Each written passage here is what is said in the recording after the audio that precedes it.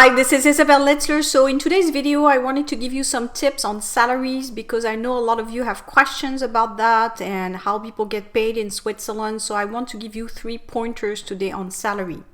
So the first pointer is that you should know yourself what you're worth. This is the first step. It's part also of owning your career and being responsible for your career. So no matter which country you apply, you should know what you're worth and what people should offer you as salary. Now that said, if you're a new expat into a country like Switzerland, you may accept a little bit lower than you would in your regular home country, for example, just to settle and get experience.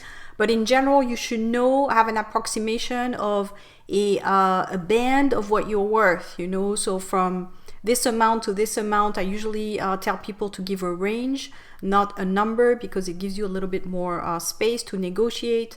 So that's your responsibility. So how do you find this information? By looking online at some tools, and I will post some of them below to understand a little bit Swiss salaries. And also with recruitment firms, if you're in touch with them, make sure that you ask, and they should also help you with this if you're working with them in finding a job. They should work with you in figuring out what your range should be. That's part of preparing you for the job. That's also what I do with candidates when they work with me in their preparation for interviews, looking at your background, your experience, and what the market pays and what your numbers should be. So this you can get through recruitment firms when you work with them, when you deal with them. So that's number one.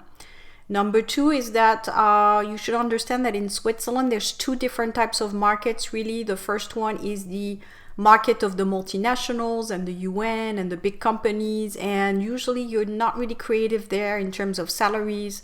Human resources has access to a lot of tools to figure out your salary, and it's something that's really actually looked at by finance as well. There's equity issues and all that, so you don't have to worry so much when you apply for big companies that you will have the wrong salary or that you will be used. Usually it's something that's almost very scientific, because we look at, basically when I was working in HR, we would look at the whole population of people working in the same jobs, and we actually look at it from an equity perspective to make sure people get paid based on their experience and their knowledge and their degree and all that. So it's not something very out there. It's really scientific. So you don't have to worry so much with big companies about your salary, but you should still know so that when you go through the interview, you can give this famous range. Now, if you're if you're applying for, let's say, restaurant type of jobs, and maybe the small, medium-sized type of companies where they're not really informed, maybe it's an owner and maybe somebody else, like a 2 or 3 people type of organization. And in restaurants, it's usually the case. Maybe you have the owner and that's it. So they're not really aware necessarily of the salaries, and they may, in certain industries, it's known that they may a little bit exaggerate, and not pay you the proper way. So that's also your responsibility to know what you're willing to accept. In general, in Switzerland, 4,000 gross as a salary monthly is the average. So anything below that is not really accurate, and it's a little bit lower than, there's no minimum wage, but it's a little bit lower than what the market would pay. So just keep in mind that, again, there's no minimum wage in Switzerland, but you can pretty much assess that the minimum wage should be 4,000 Swiss francs gross. So anything below that, again, is a little bit of dumping. So that should be your number when you're get offered a job and you get quoted a salary, to see if it's something reasonable or not.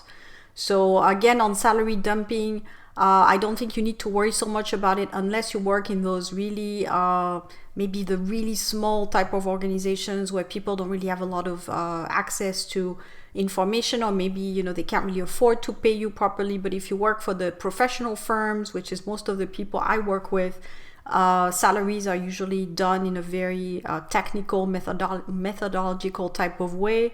So they need to worry about equity and all that stuff. So you don't have to worry so much about getting offered a salary that's lower than what you should get. But again, it's you should get prepared. You should understand the market. This is all part of also knowing what you're doing when you're applying, in comparison with another expat that may still be a little bit lost. It's showing also that you know what you want. You're very firm. and you're not desperate to take any salary. That's also a good sign when you're going through a recruitment process, to show your grounds, to show what you want, etc., etc. So feel free to post below if you have questions about salaries in Switzerland, and maybe you were faced with an issue yourself that you want to share with the community. I look forward to the next video.